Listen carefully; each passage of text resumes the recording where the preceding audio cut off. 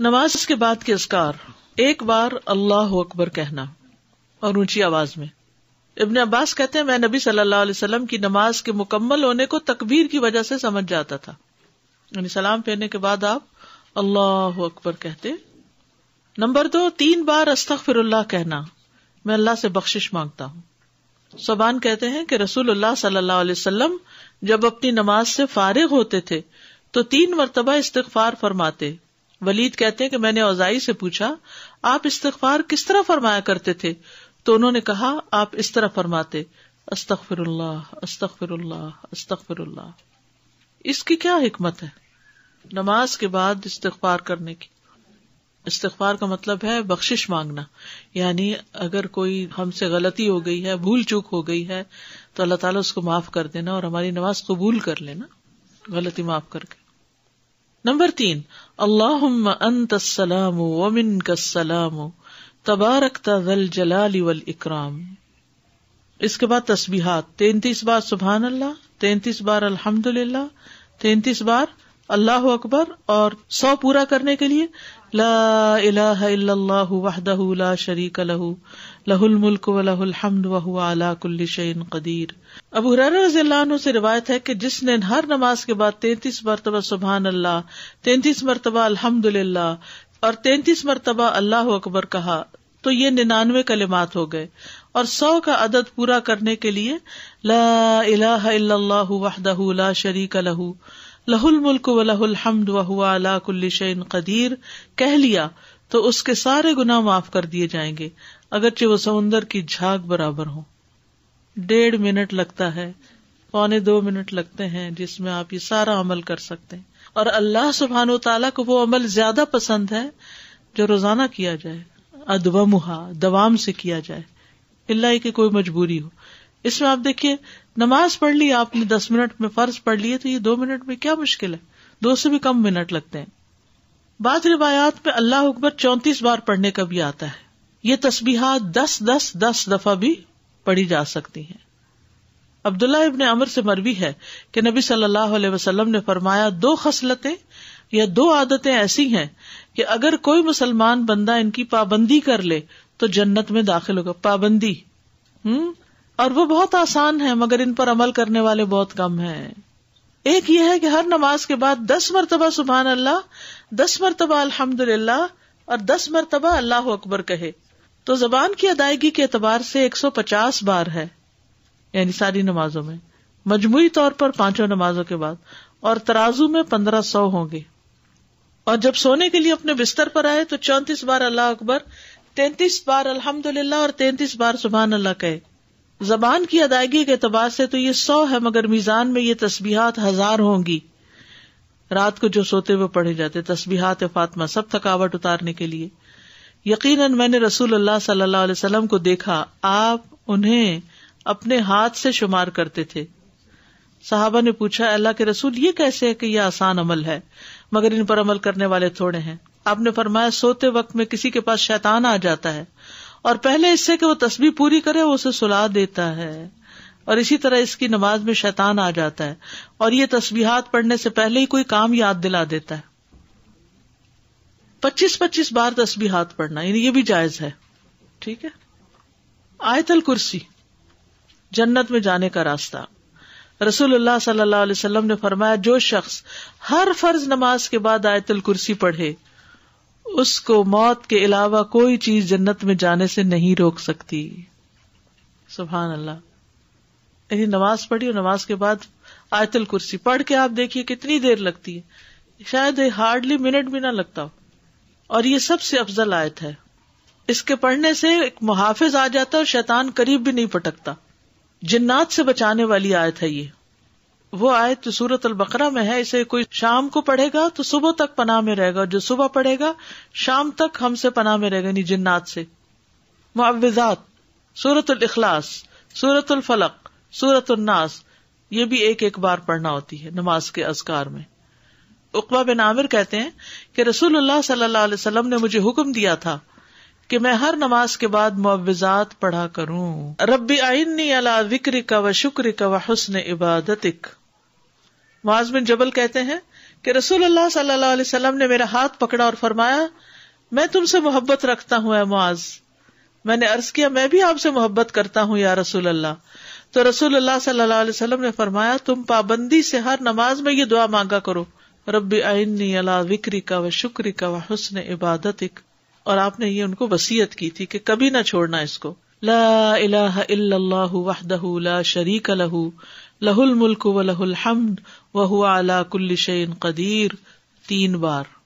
لا الہ الا اللہ وحدہ لا شریک لہ لہ الملک و لہ الحمد وہو علی کل شیء قدیر. اللہم لا مانع لما اعطیت ولا معطی لما منعت ولا ينفع ذا الجد. ایک روایت میں منک الجد بھی آتا ہے, یہ اگلی روایت ہے ولا ينفع ذا الجد منک الجد. لا الہ الا اللہ وحدہ لا شریک لہ لہ الملک و لہ الحمد یحیی و یمیت وہو حی لا یموت بیدہ الخیر وہو علی کل شیء قدیر. یہ دعا اور کس موقع پہ پڑھی جاتی؟ بازار جاتے ہوئے. کئی لاکھ نیکیوں کا ثواب ہے جو بازار میں یہ دعا پڑھ لے.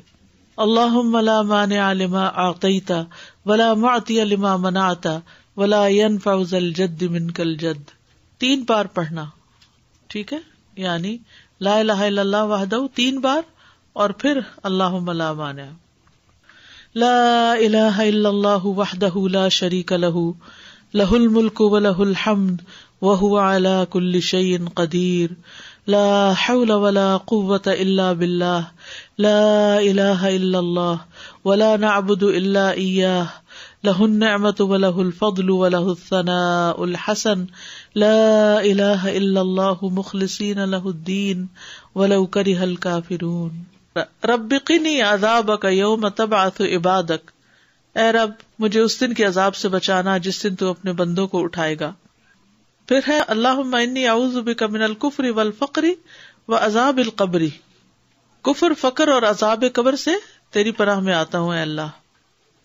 پھر اللہم اغفر لی ما قدمت وما اخرت وما اسررت وما اعلنت وما اسرفت وما انت اعلم به منی انت المقدم وانت المؤخر لا الہ الا انت. یہ اگلے پچھلے ظاہری باطنی سب گناہوں کی معافی کا اعلان ہے اس میں. سبحانک اللہم وبحمدک استغفرک واتوب الیک. اچھے عمل پہ مہر لگانے والے کلمات ہیں یہ, یعنی جو شخص کسی مجلس میں بیٹھے پھر اس سے کچھ غلط سلط باتیں ہو جائیں تو جب یہ کلمات آخر میں پڑھے گا تو وہ معاف ہو جائیں گے, کفارہ ہو جائے گی اس مجلس کا. رب اغفر لی وتب علی انک انت التواب الغفور. ایک انصاری صحابی کہتے کہ میں نے رسول اللہ صلی اللہ علیہ وسلم کو نماز کے بعد یہ دعا 100 دفعہ پڑھتے ہوئے سنا. رب اغفر لی وتب علی انک انت التواب الغفور. پھر اللہم انی اعوذ بک من الجبن واعوذ بک ان ارد الی ارذل الامور واعوذ بک من فتنۃ الدنیا واعوذ بک من عذاب القبر. پھر ہے اللہم اغفر لی وارحمنی واہدنی وارزقنی. فجر کی فرض رکعات کے بعد کے اذکار. سبحان اللہ 100 بار, لا الہ الا اللہ 100 بار, ٹھیک ہے. 100 دفعہ والے 2 اذکار. ابو ہریرہ کہتے ہیں کہ رسول اللہ صلی اللہ علیہ وسلم نے فرمایا جو صبح کی نماز کے بعد 100 دفعہ سبحان اللہ اور 100 دفعہ لا الہ الا اللہ پڑھے اس کے گناہ معاف ہو جائیں گے اگرچہ وہ سمندر کی جھاگ کے برابر ہوں. سلام کے بعد تشہد کی حالت میں کسی سے بات کیے بغیر ذکر کرنا, کسی سے بات کیے بغیر ذکر کرنا.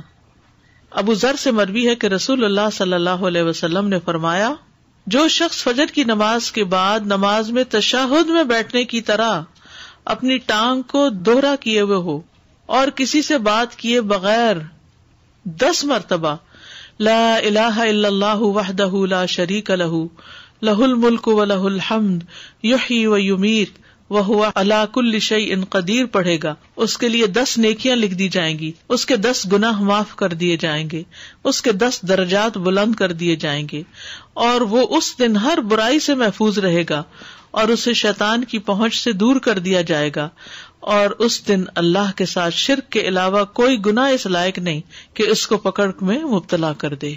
لا علمی جو ہے، نا علم ہونا جو ہے کتنا نقصان دہ، کتنی دیر لگے گی اس طرح 10 دفعہ پڑھنے میں، لیکن شرط یہ ہے کہ نہ وضو ٹوٹا ہو، نہ آپ اٹھے ہو، نہ بات کی ہو، جدھر بیٹھے ہیں ادھر ہی ٹانگ موڑے ہوئے ہی، یعنی کسی گناہ پہ پکڑ نہیں ہوگی، شرک کیا تو پکڑ ہوگی، یہ مطلب ہے۔